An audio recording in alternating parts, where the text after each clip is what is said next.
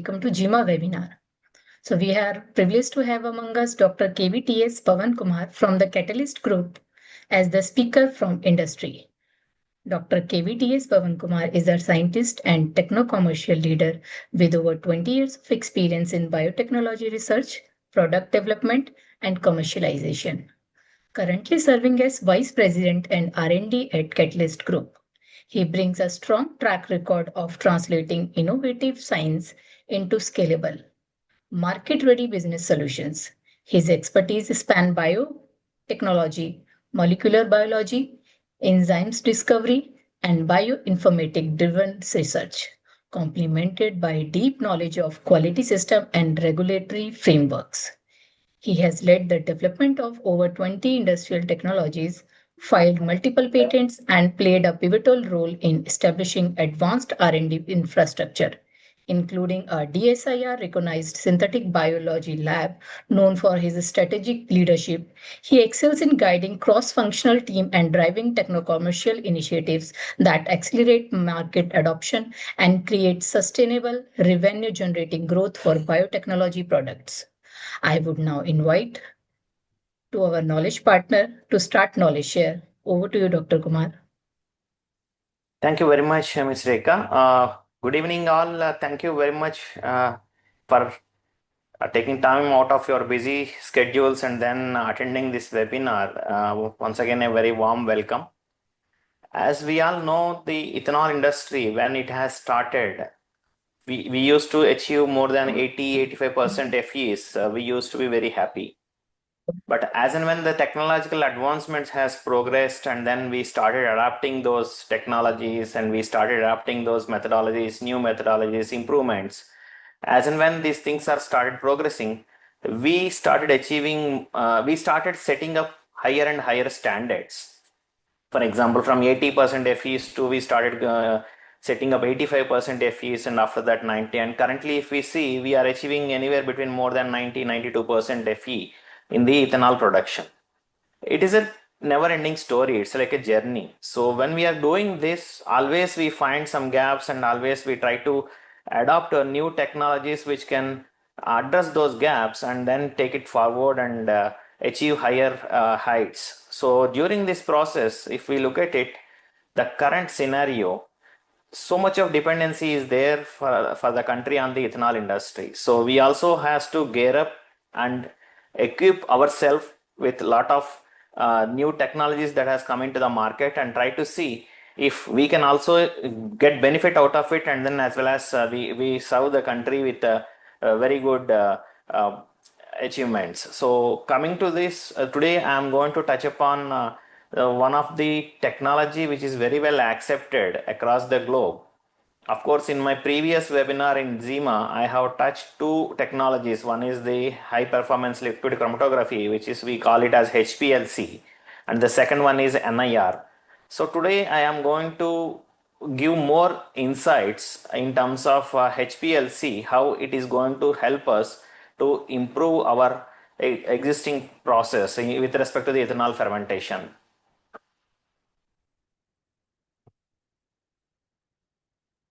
So as we all know, the fermentation is the key step in the ethanol production, and this is where the ethanol is getting produced, and later steps it is more of extracting it or maybe distilling it to the final product. So it is one of the key step, and we still have a lot of opportunity to improve in this particular step. So let us discuss how we can what are the current gaps, and then how we can improve this. If we look at the current methodologies or the methods which used to monitor the fermentation step or the fermentation process, most of these methods are manual methods. So these are very old methods. Yes, these are gold standards, no doubt in it. In the beginning of the era, we used to have these things, and even today majority of the plants are using these manual methods to estimate the final alcohol, or maybe to monitor the process how it is going on. But as I mentioned it to you, as and when the technologies are getting advanced, so we also need to set higher standards and try to achieve it. So one more challenge with the current methodologies is these methods are highly operator dependent. For example, if I am doing the analysis, even if I repeat it for the second time, I won't get the same result as I get for the first time. So, and forget about myself. And if the two analysts are doing it, then the results will be completely different. So there is a high amount of inconsistency in these results. So this is also another challenge with the existing methodologies. Of course, when we see these methodologies, these will give only the qualitative parameters in a way, or some kind of hint how the process is going on, but it won't give us the exact insights, or I would say real-time visibility of how the fermentation process is moving, whether the process is moving smooth, are there any hindrance, or maybe any tweakings we need to do, or any improvements we have to take, or maybe we have to do any enzyme addition. So all these things, it is like we are unaware we are using the current methodologies. So if we look at the process just to understand how it is moving, we need to have certain parameters like glycerol, acetic acid, the sugar profile, and how the other metabolites, or we call it as byproducts, are getting formed in the process. These will give us, apart from the regular RS, RST, and then VA, what we estimate in the fermentation process, if we start measuring these parameters, so which will give us more insights in terms of how the fermentation process is running. For example, if we see if there is a huge amount of glycerol is forming, then we can understand that there is a stress on yeast, and we have to take appropriate measures according to the root cause. And if there is a high amount of lactic acid, it signals that it is a contamination issue, so we have to address that contamination. If the sugar profile, depending on how the sugar is getting formed, or how the sugar is broken down by using the enzymes, and then how it is getting consumed, we know how the process efficiency is going. And then other metabolites like acetic acid, these things will give us an idea how the other metabolites are getting formed, and how we have to control the process. So if we look at the current scenario, the methods which we are using are manual methods, and having very operator dependency, and then which lacks the real-time visibility on how the process is moving.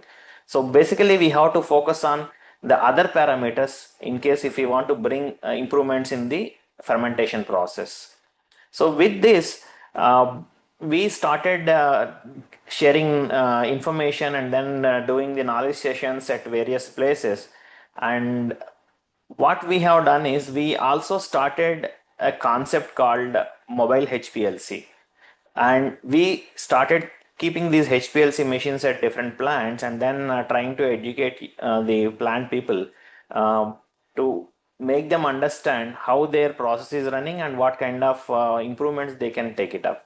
So this is one of the case study which I am going to present in the today's webinar, where we have used HPLC in a 300 KL distillery, which is basically in the North Indian region, how we have monitored their process, and then how we could bring the improvements in their existing process, so that there is a real value of using these kind of advanced equipment, how it is going to do a value addition, we could clearly see. So this is almost like from past 1.5 months, 2 months, we are doing this exercise, and till now we have analyzed more than 60-70 batches of the process samples. And of course, during these 60 days, there are a lot of changes with respect to the feedstock, like FCA rice, DFG rice, and then maize. These shiftings are keep on happening, which is a normal tendency at the plant. The parameters which we were mainly focusing was using HPLC was on ethanol, lactic acid, glycerol, and DP sugars. So these are the four parameters which are key in terms of understanding how the process is moving. So let me explain what was the scenario before we started this HPLC activity at the plant. So before we started the activity, there is no clear measurement of glycerol, lactic acid, and DP profile at the plant, and then there is no clear visibility on how the yeast is performing. And lot of methods are like, as I mentioned it to you, those are qualitative methods, and we could not identify the root cause. For example, in certain cases, if the fermentation is moving slow or it is getting stuck, we could not know, or we do not know exactly why it is happening. So with this, majority of the actions, or the implementations that are going at plant are in a reactive manner rather than in a proactive or predictive manner. So this is the scenario before starting the HPLC activity at that particular plant. And coming back to the activity, what we have done using HPLC, so it will be there in everyone's mind what you people have done it. So what we changed is we started doing this stage-wise analysis. For example, starting from the liquefaction process to the transfer to the distillation. So every stage we have kept certain protocols, and then we have started collecting the samples and analyzed using HPLC. And wherever we see certain deviations in the parameters, we started suggesting the plant to take up appropriate corrective actions so that these parameters will come back to the allowed levels or the standard levels.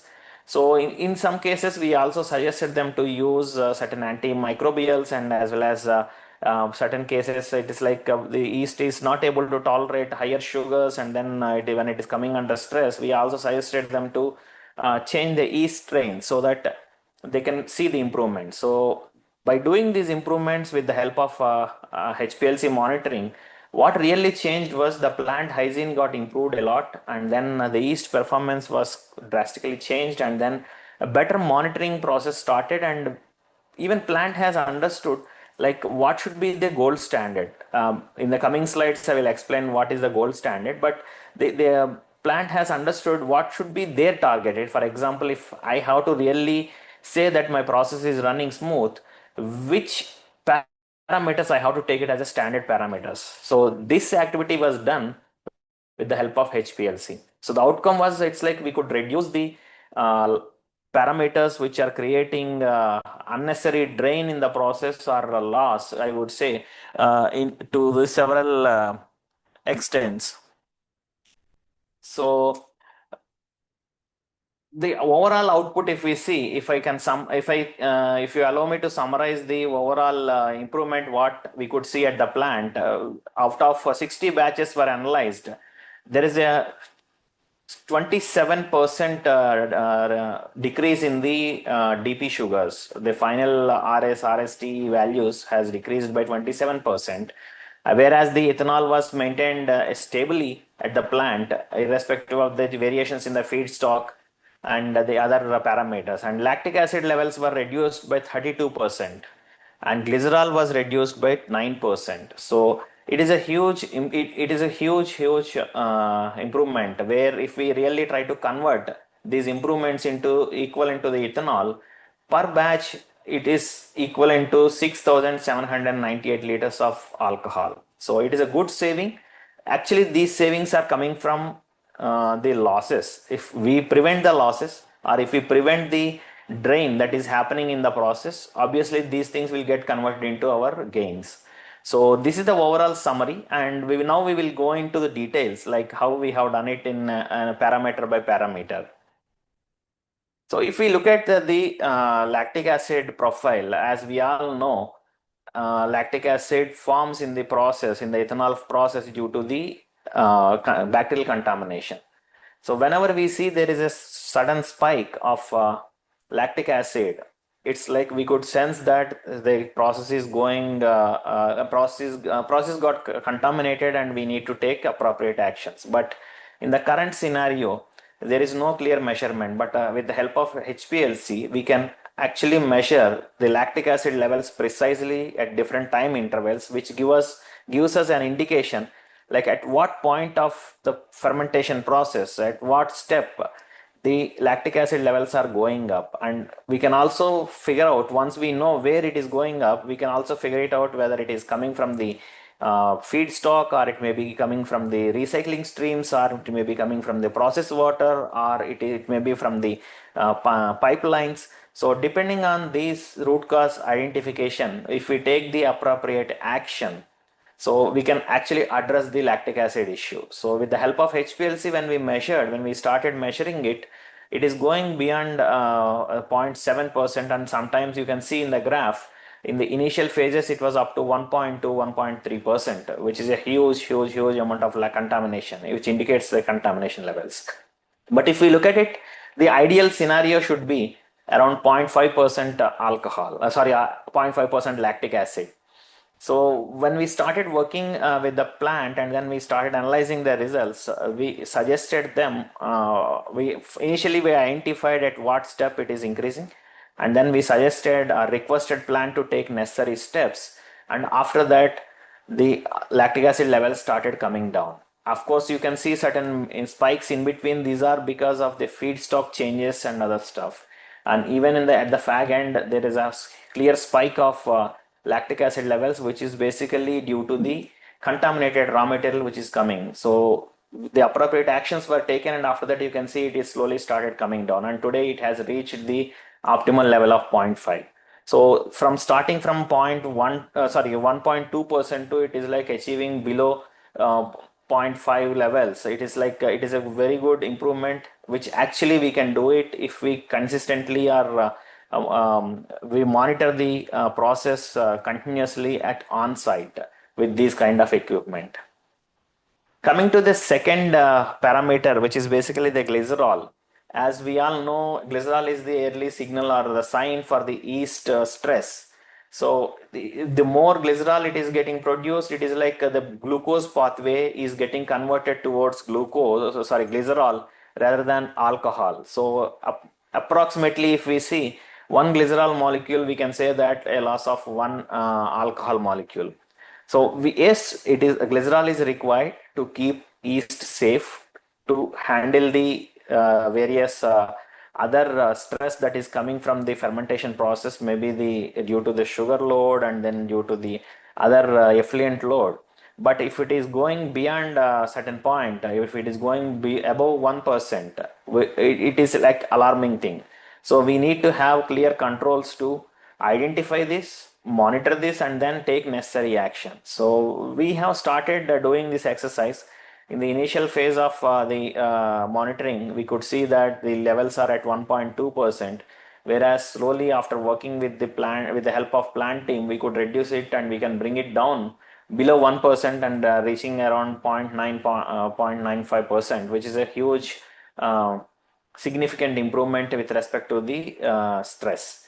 So this is the second parameter which we worked out, and when it comes to the third parameter, the DP sugars means normally we at the plant we take out all the sugars that are left out, which will give us an indicatory value of how much sugar was left after the fermentation. Actually, this is like our yield which was left out, but we do not have any criteria to see and understand what these RS or residual sugars consist of.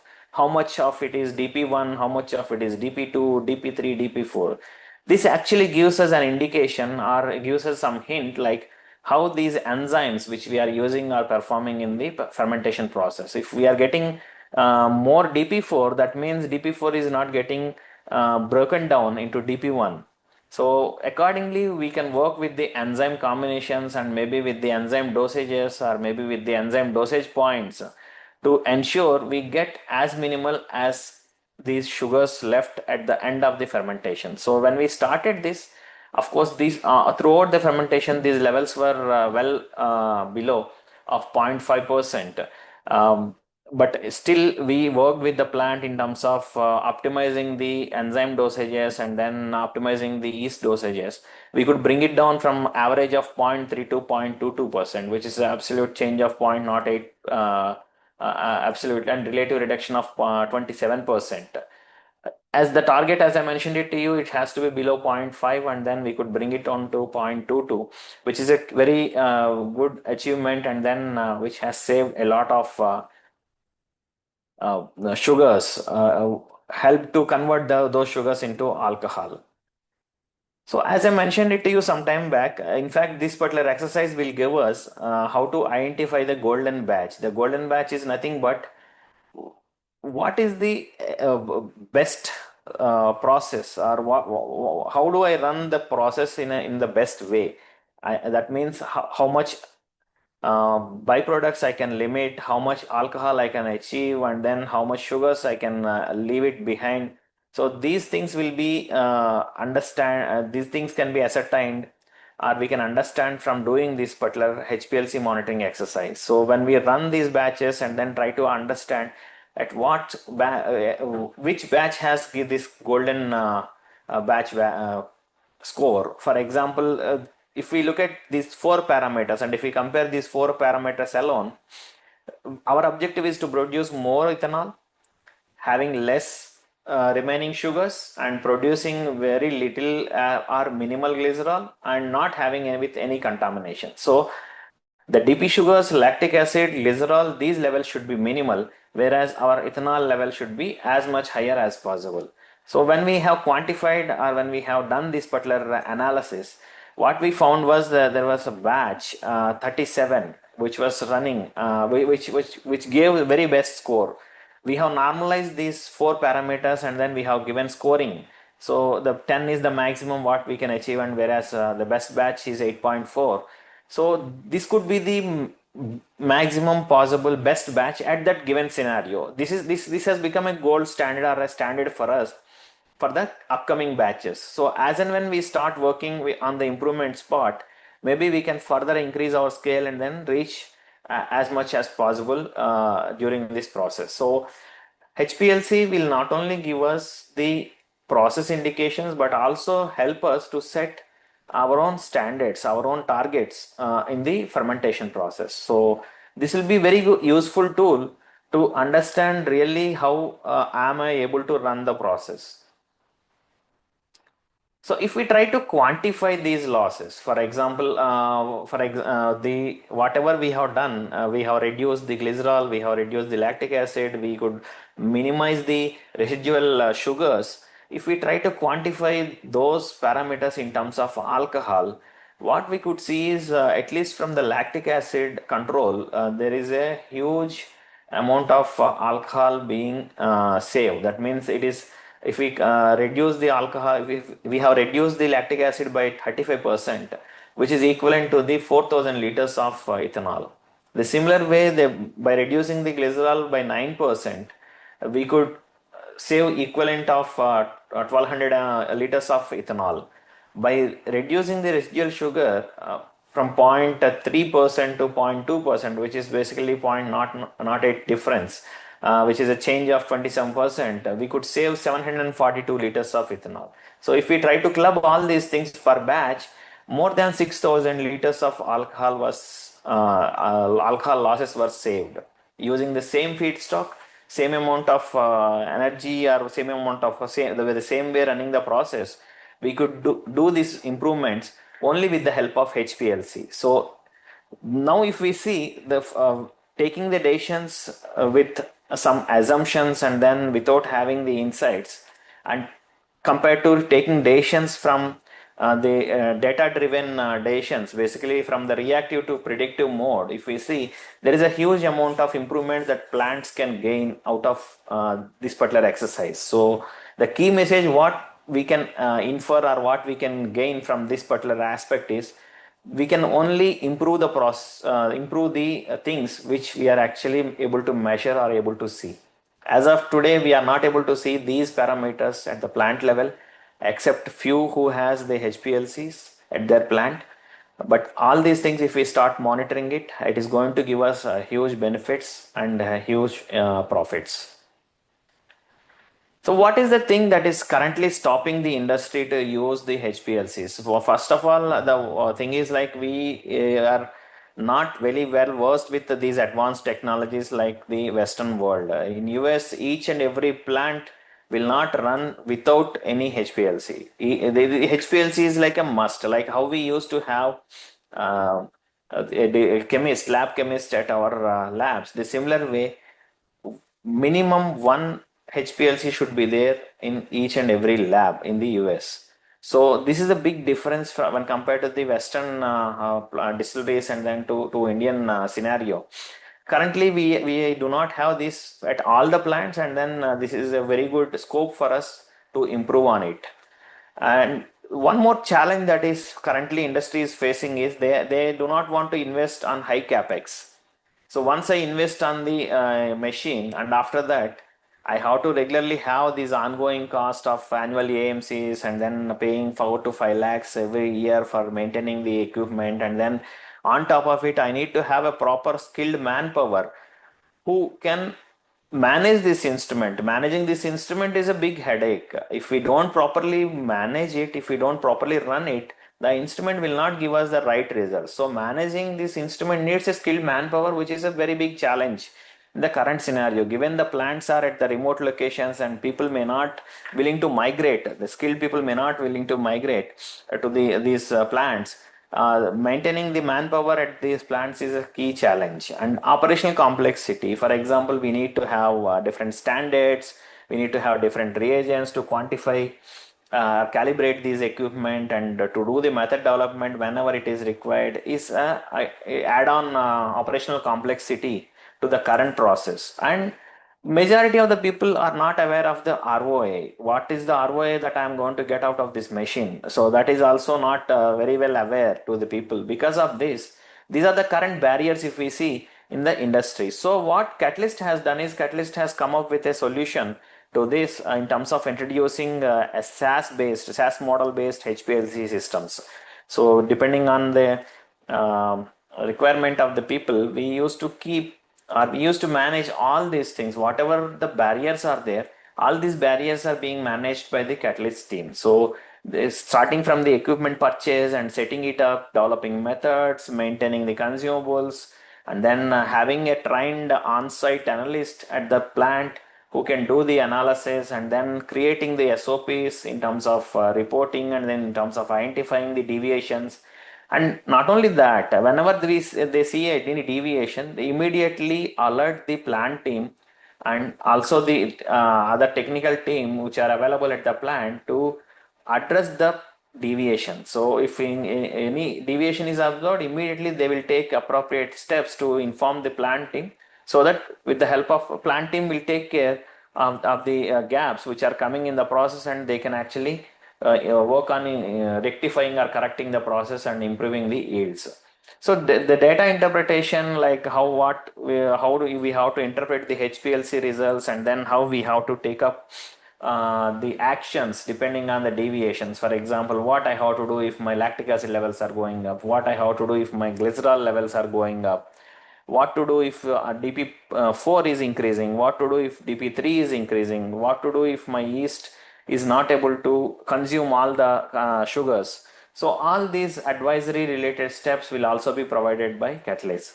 So without having any investment or any of these headaches or the barriers, so there is a solution that is available. This we have done it considering our client base as well as the current challenges which industry is facing, and then we decided to support the industry with these kind of services.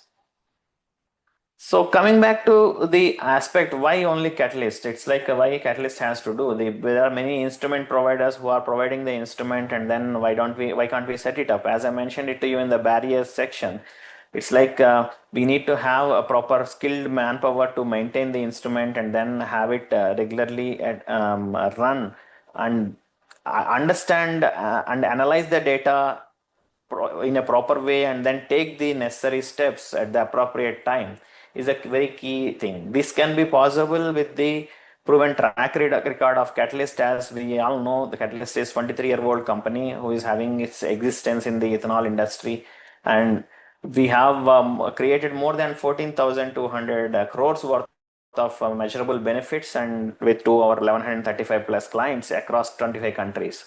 So the deep domain knowledge with respect to the R&D, with respect to the process monitoring, ethanol process monitoring, and with respect to the HPLC or chromatography related services. So our team is very well skilled and equipped enough to understand these gaps and then immediately take actions to support you. So in a way, it is not just providing something, and actually we drive the results and we try to scale the trust. So that is how the Catalyst is trying to make a measurable impact with your processes, with your help. So we are happy to collaborate with you and then take this forward. And not only with respect to the as installing the machine, even if you have any queries or anything in terms of understanding how it works, all those things, we are very happy to take it up. Thank you very much for your time, and you are most welcome for any queries if you have.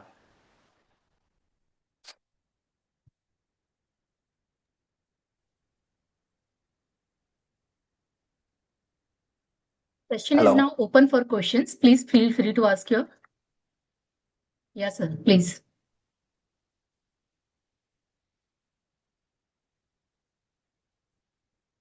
Any questions from the participant side? Hi, Pavanji. This is Neeraj Pratapmal from Crypco Green Energy. Are you hearing me? Yes, sir. Yes, sir. This is Neeraj Pratapmal from Crypco Green Energy.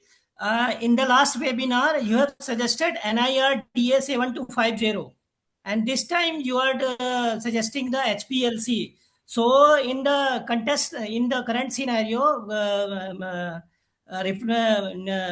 comparing the cost of both equipment, so are you suggesting both equipment are necessary for the ethanol lab, or can we kept any one instrument to analyze the all these parameter what you have described just now? A very good question, sir. Thank you very much. So, in during my last webinar, the context was like to give you insights about the technologies that are available in the market. So, what kind of technologies are available in the market to do the process monitoring? So, HPLC is one of it, and then NIR is the second of it. So, if we actually look at it, HPLC is widely accepted. NIR is also widely accepted, but HPLC has better reach in India as of today. But yes, coming back to your question, if you ask me, both the machines would help us to complement each other and provide us the better insights. But in case if we have the cost constraints and other things, depending on the kind of nature or the kind of challenge we have at the plant, we can have any one of these instruments. So both the technologies are completely different and they work, and both are very well validated. There is no challenge in it. Depending on the cost, depending on the affordability, and depending on the need, we can adopt any one of these.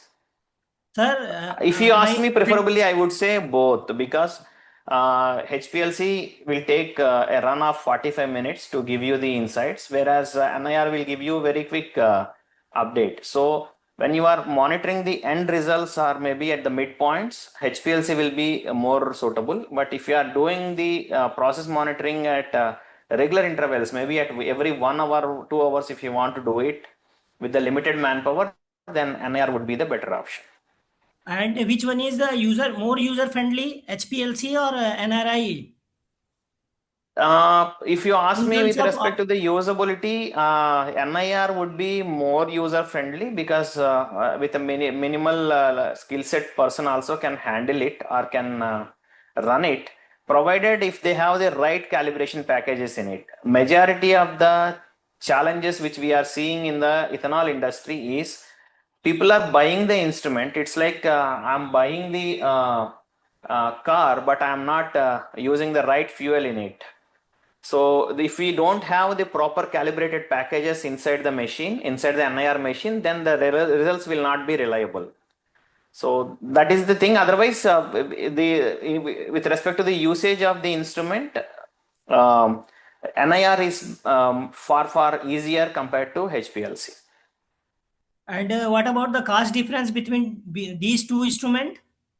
So the cost difference approximately it will be double. The HPLC cost से थोड़ा सा महंगा है NIR, because of the user friendliness, because of the fast at the fast it will give. For example, HPLC, as I mentioned it to you, it may take 45 minutes runtime to give one result, whereas NIR will be giving us in a minute, maximum in a minute time. So HPLC is a little cost effective compared to NIR. Sir, this is And, Deepak Jha. sir, This is and Deepak Yes, Jha sir. from Inland Green Energy. We have NIR installed from the FOS, and last 6 months we are not getting the correct result. There are lots of variation in grains, this value, moisture, and then protein. Then what to do? Sir, as I mentioned it to you, basically you got the machine, but maybe the packages were not properly calibrated. So you have to get the proper calibration package. It is similar to the software. We got a laptop. In laptop, we will be installing the software, right? the Windows or maybe Mac OS. Similar way, we have to have the right calibration packages or the updated calibration packages available in the machine. Then only we can get the clear results. So probably you can check with the instrument provider to see if they can give you the updated calibration package. Then it will start giving you the results. So do we have any inline monitoring system for this fermenter was and then this alcohol etc, so that we can get this value on the DCS on the regular basis as we are getting for the steam and the power, like that way? Sir, yes, the NIR technology, in fact, the online or inline NIR technologies are available where you can get these results on how you are getting it in the current scenario with respect to the steam, temperature, pH, how you are getting it. The similar way you can also get it with that. They give the real time data. Yes. Do you have any installation in India? Sorry. I need to check, sir, but definitely yes. In US, many places it is available. In Okay. India, we have to check. As far as my knowledge, I know there is no such installation in India. Okay. Thank you, sir.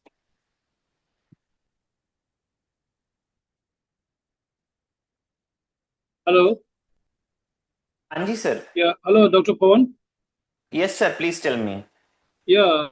Thank you for your presentation. And just to understand, could you please elaborate why RS percent is usually reversed during the retention phase, and what is the possible causes of it, and how to avoid it? Sorry, sir. Could you please come again? What is the reason for RS? RS reversal. I mean, once it is getting 0.2, 0.3, it is getting back again 0.4, 0.6. Why this is happening in the retention phase?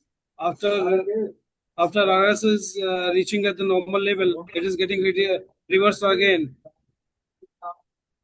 Sir, you are referring to the graph or you are referring to the general scenario? I'm referring to a specific case study of our fermenter in this company, PGIPL HP plant.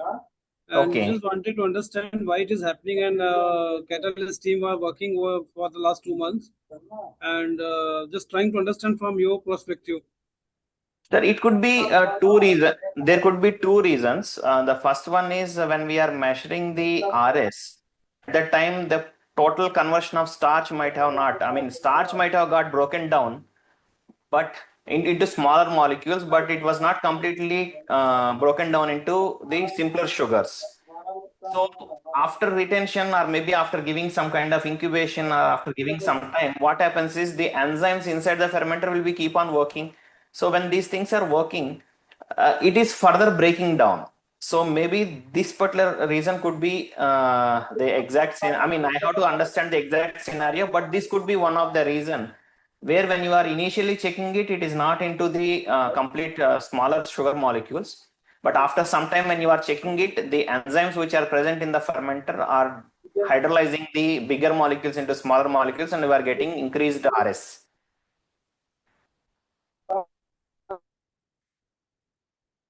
Hello.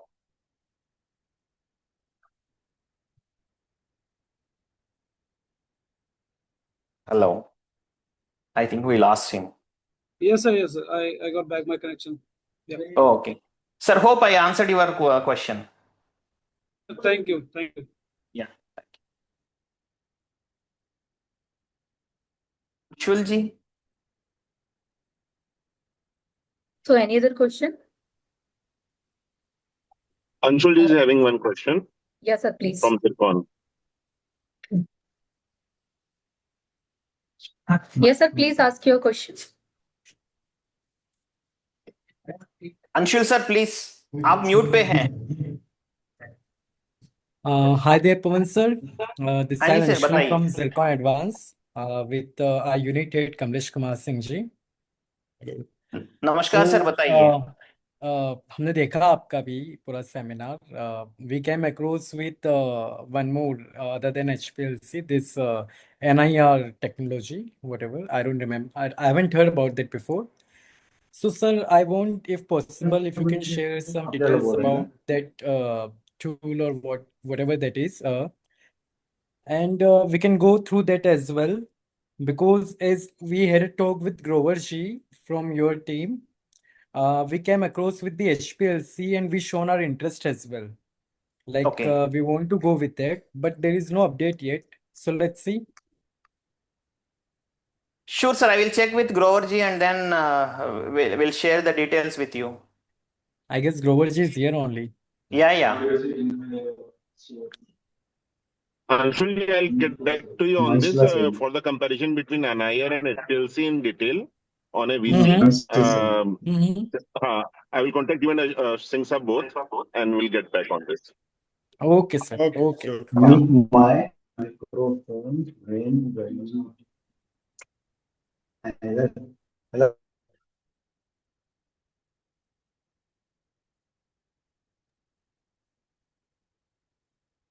Any other question?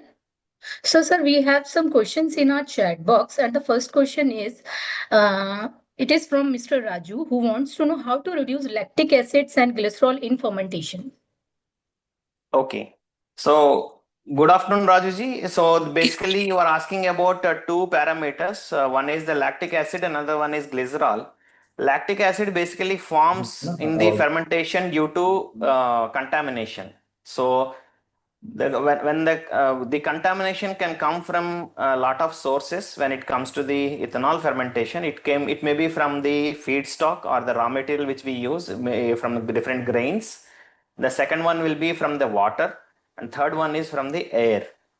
So we have to identify from which source it is coming, and accordingly we have to take the necessary action. So and also at what place it is happening.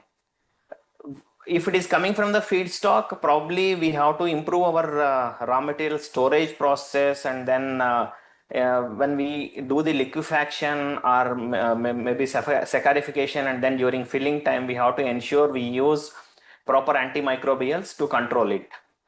And coming back to the glycerol is an indicator of the stress. The stress on yeast can come from various sources. It may be sugar stress or the carbohydrate or whatever the starch which we are using in the fermenter, that could also create stress on yeast. And it could be the byproduct stress like the lactic acid, acetic acid, and the other byproducts which are formed by the contamination. Or sometimes it may be due to the ethanol also. Even though yeast produce ethanol, sometimes it has the each yeast strain is different from each one another. One yeast strain may be able to withstand 10% alcohol. Another strain may be compatible up to 12%, 13% or 14%. So we have to see why it is coming under stress and producing glycerol. So if we do the HPLC analysis and then identify these parameters, if the sugar profile is more, if the sugars are not getting broken down immediately and are not being used, then we know that it could be due to the enzyme related challenge. If the byproducts like acetic acid and lactic acid are forming more, then we know it is due to the contamination issue. Then what we have to do is we have to take measures to reduce the contamination, so that automatically the stress on yeast will come down and yeast will produce lesser glycerol. And the third category would be maybe because the yeast strain is not competent enough to produce more alcohol. Nowadays we are running the plants at higher DS. So if the yeast strain is not compatible with this higher DS, then obviously it will come under stress, and to save itself, it is like a coat, it is like a protective layer around the yeast. So it will start producing it. So these are the reasons. So depending on the reason, if we take appropriate action, the glycerol levels will also come down. So just to give you a crisp answer, lactic acid has to be reduced by controlling the contamination, and glycerol has to be controlled by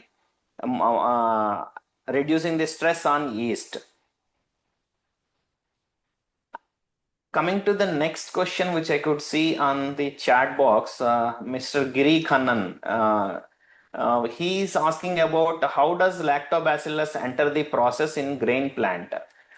So lactobacillus, it is present in the food stocks, feed stock, and then it is also present in the effluents which we get. majority of the cases, if we see, all the RS will not get converted in to alcohol in our fermentation. So certain amount of sugars will be left over. So these leftover sugars, if these things are not properly treated in our effluent plants, like the CPUs and then the digesters, what will happen is these things will attract the contamination from air and from the earth, the soil, and then from the water. And when we try to recycle it, or when we try to use these streams in the fermentation, so it will again enter back into the fermenters. So the feedstock, the inputs, I would say in a simpler word, the input what we are using in the fermentation, whether it may be a water, it may be a feedstock, or it may be the products which we are using, if it is having the contamination of lactobacillus, it comes into the grain plant. So the next question is from Sandeep Mahindra, and he is asking maximum possible fermentation efficiency in grain fermentation. The maximum possible efficiency will be anywhere between 94 to 95%, sir, because we are using a microbiological organism which is nothing but yeast, which has to grow itself. It has to do its own activities. For example, we take food to do our activities. Similar way, yeast also needs to take some food to make itself alive and all those things. Considering all these factors, it is a theoretical one. Of course, it was proven also. Anywhere we can achieve anywhere between 94 to 95% maximum. If someone claims more than that, then definitely it is some kind of mathematical error, or maybe the calculation error. So maximum possible efficiency which we could achieve is 94 to 95%. So the next question is from Dr. Vikas Gupta. You have already answered it. Next is Dr. Ritik Mishra, and he is asking, what can we do to reduce formation of lactic acid and glycerol during fermentation?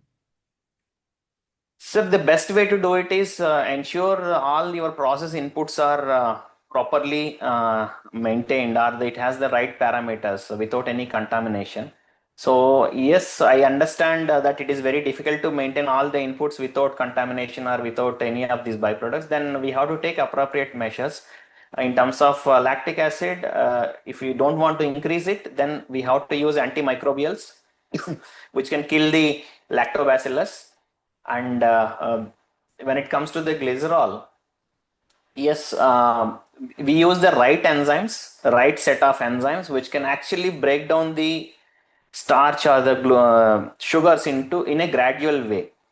See, anything high is harmful. Even if we eat a lot of food, it is harmful for us. The similar way, the yeast also needs these sugars at a certain level. If we look at the grain fermentation, the any given point of time, if our sugar levels are between 5 to 6, then the fermentation runs smooth. So the enzymes has to work in a systematic, gradual way. So selecting the right enzymes will help in maintaining these sugar levels across the fermentation or throughout the fermentation. So that is one part. And second thing is, if we address the contamination issues, there won't be any stress on yeast. So by doing these two things, we can manage the glycerol part. Sir, the next question is from Neeraj Pratap Mall, and he is asking, time required for sample preparation to analyze lactic acid, glycerol, residual sugar, residual starch. I presume that he may be asking about the HPLC sample preparation. So for HPLC sample preparation, normally it takes anywhere between 20 to 35 minutes. And after doing this 35 minutes of sample preparation, if we inject the sample, if we keep the sample in HPLC, again it takes 45 minutes to complete the run. So it will be 35 plus 45, and after that analysis of the results and other things put together, it will be around another 20 to 30 minutes. So whole thing put together, if any one sample, it takes anywhere between 2 hours to 2.5 hours, where it will give all these parameters to us. If we process one sample in one single run, we can get lactic acid, glycerol, residual sugars, and residual starch in one run of HPLC. The next question is from Sanjay Singh. As per your discussion, the all parameter of viability depends on the grain quality. Then what is the role of machines? We are already checking the all parameters which is necessary to maintain, as we have wide experience and known the behavior of fermentation process. Sir, as I mentioned it to you, yes, the methods currently being used are gold standards. For example, we are monitoring or we are measuring the RS. But if the RS levels are coming high, so what action we have to take? Whether we have to improve the yeast dosage, or whether we have to improve the enzyme dosage, or we have to improve, maybe manage the temperatures or pH. We don't know. It is only an indicator for us. But if we exactly know the composition of the RS, that's what the DP profile. If we know how much DP4 is present, how much DP3 is present, how much DP2 is present, how much DP1 is present, then accordingly the actions what we take will be data driven. For example, if I have more DP4, that means somewhere my enzyme is not efficient, or maybe it is not working in an efficient way. Either I have to tweak with the enzyme dosage, or maybe I have to check the temperature and pH. If my DP1 is more, that means my yeast is not able to convert all the DP1 into alcohol. So it is an indicator that your yeast is not performing. So DP4 will give us an idea like why the conversion is not happening due to enzymes. DP1 will give us an indication why yeast is not able to convert the DP1 or the glucose into alcohol. But when we look at the RS per se, it is very difficult to differentiate between these two. And again, majority of these cases, to reduce the RS, at least based on my experience, what I have seen is people either will dose more urea. अच्छा RS कम नहीं हो रहा है तो थोड़ा urea डालो and then like try to do it, or maybe थोड़ा सा enzyme डालो. So these actions which we are doing is only based on the guess, and it is not exactly on the root cause. Yes, you are right. We are doing it. That is the reason in the beginning of the conversation when we started the webinar, I said initial days we were happy with 80-85% efficiencies. But as and when we are getting these technologies and we know how to monitor and how to counter these things, we are moving towards the better efficiencies, now above 90%. So yes, the gold standards will give us an indicatory results, but if we want to exactly understand and then troubleshoot, these advanced technologies will be more useful. So the next question is from Anindya Roy. How much sugar percent can be consumed by yeast during fermentation? Sir, there is no limit in terms of the total sugar consumption. It is like if you run the process continuously, even yeast can run 365 days without doing it. In fact, if we remember the good olden days, the fermentation is on the continuous mode. Now we are doing it in the batch mode. There are continuous fermentation where the sugar will be keep on added, which is getting converted into ethanol, and then we will be keep on extracting it out. But when it comes to the batch fermentation mode, as I mentioned in my previous answer, anywhere between 5 to 6% would be the tolerable limit for yeast. So what we have to do is, at any given point of time, our sugar levels, if are maintained between 5 to 6% in the fermenter, then the yeast will be able to do a better job. So the next question is from Bala Saheb Lohar, and he is asking how to control the VAR during recycling the thin slope in the grain fermentation plant. What will be the maximum volume of thin slope recycled back to the fermentation? So this depends on the VA. The control of VA is like if we can actually run the fermentation smooth in a better way with the maximum efficiency, then the accumulation of these volatile acids won't be there. So the better we run the fermentation, the levels will be lower for these VA. So when we are recycling it, if the VA levels are low, then there won't be any challenge. The maximum volume of thin slope recycling depends on a lot of parameters. One parameter is VA definitely. And the second parameter is the other byproducts. VA will not give us the complete byproduct profile. So how much other byproducts are present? For example, lactic acid, and then higher acids, higher alcohols, how much they are there, and then what would be the contamination level? Because some leftover sugars will also come in thin slope. In that case, it will be very difficult to ascertain how much volume we can recycle on a generalized basis. So what we have to do is we have to analyze the thin slope parameters. Yes, we can do that using HPLC also. And then based on that, we can decide how much recycling can be possible. The last question in the chat box is from Manthan Mishra. Does coliform and E. coli bacteria present in water affect alcohol fermentation efficiency? How? It will affect, sir, because these bacteria, after some point of time, once the alcohol starts forming, it will die. It won't be completely viable. But what happens is, till the alcohol levels are getting accumulated, this bacteria will start eating the sugars which are present in the fermenter. So it is obviously a competition between yeast and these bacteria. And one more challenge is yeast actually, if it is happening in the PF, pre-fermenter, yeast will take 90 minutes to double. Yeast will take 90 minutes to become 2 cells, whereas this E. coli and coliform bacteria will take only 20 minutes. That means in 20 minutes, it will take it will make another generation, whereas yeast will take 90 minutes. So if we look at it, this particular equation, by the time yeast will become 1 to 2, this will become 1 to 8. So what happens is, the more number of coliform bacteria or any other bacteria comes into the picture, it will start eating more sugars. So in that way, it will not make the sugars available for the yeast to convert it. So in the other way, we will be losing the yields, alcohol yields or efficiencies. Any other questions from the participant side?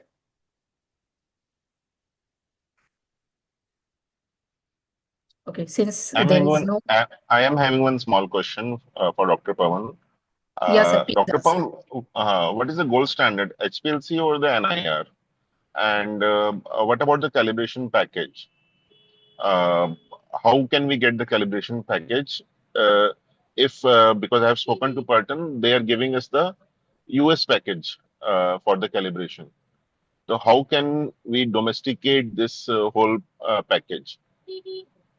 Sir,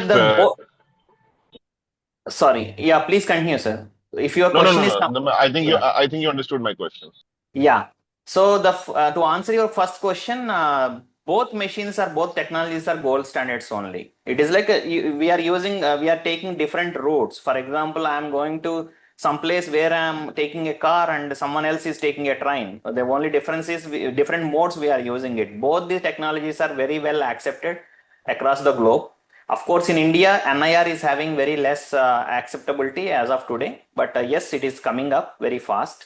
So both the technologies, we could say that they are reliable and they are comparable. Coming back to the second question in terms of the calibration packages, so I think all these instrument vendors who are providing the instruments, they will be definitely having these calibration packages. So we have to ask them to provide it. Of course, because of this pricing, and then they have to reduce the price, or maybe some bargaining is happening. So majority of the people, what they do is simply they won't provide the right calibration packages, because that comes with some amount of money. They had put hard efforts to develop those packages, and then if we properly not scout for it, they may not provide it in terms of in the pretext of reducing the pricing. So what we have to do is, we should not compromise on that particular pricing. Maybe we can bargain on it and then take the right packages with any instrument vendor. And coming back to the question of Parton, I think Parton is also having an Indian calibration pack, which we have to ask them separately. If we ask them Okay, it's separately good to to know. provide it, then definitely they can help you out with that. So Parton has two calibration packages. One was developed on the US feedstock and US process, and second one is on the Indian feedstock and Indian process conditions.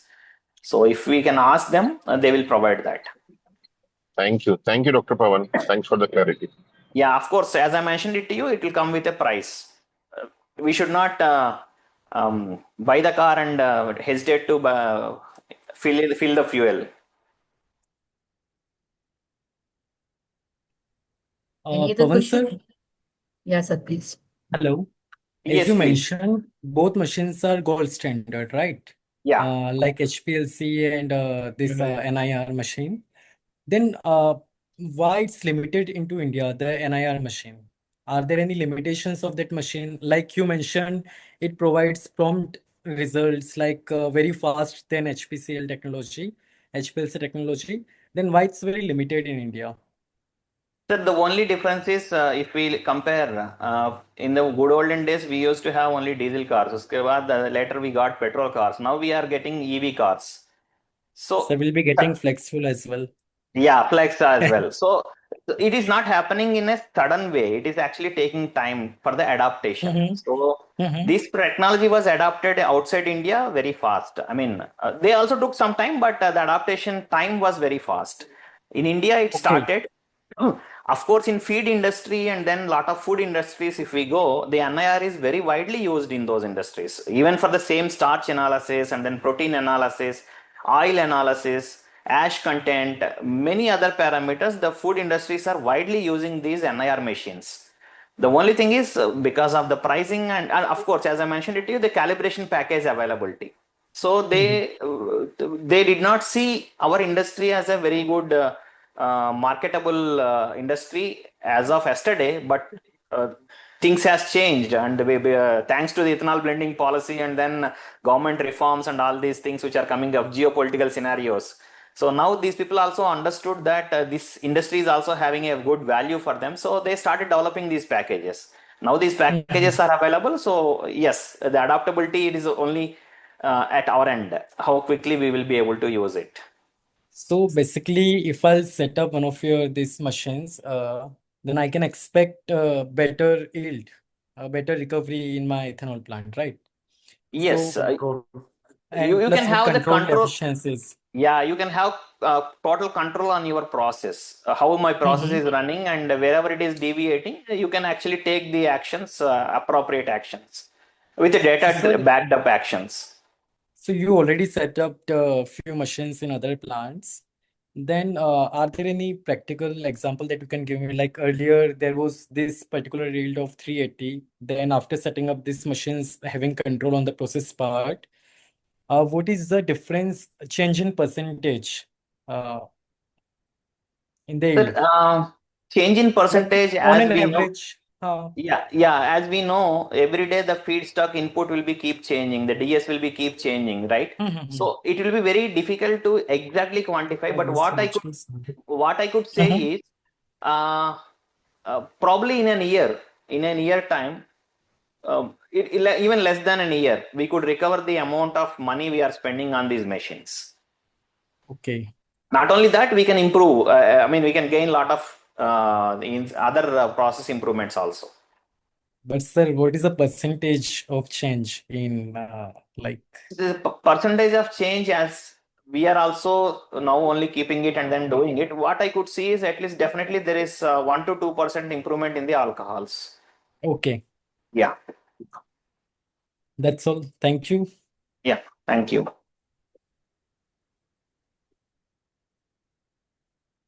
Any other questions?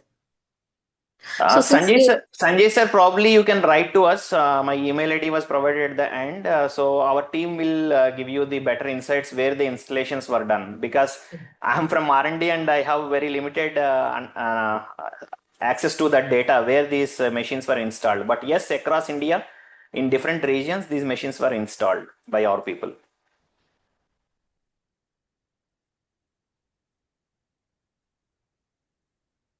Yeah. So since there is no more questions from the participant side, let us conclude the webinar. So we are very thankful to Dr. Pavan Kumar sir as a valuable knowledge partner. Sir, please accept a token of appreciation from JIMA. Thank you Thank for you your so much, time. ma'am. Thank you you very all much for for your your time, and thank participation. you all. Thank you. Thank you all for your time, for your participation. Thank you, everyone. Thank you. Thank you, sir. Thank you. Thank you all. Thank you. Good day. Good evening, everyone. Thank you.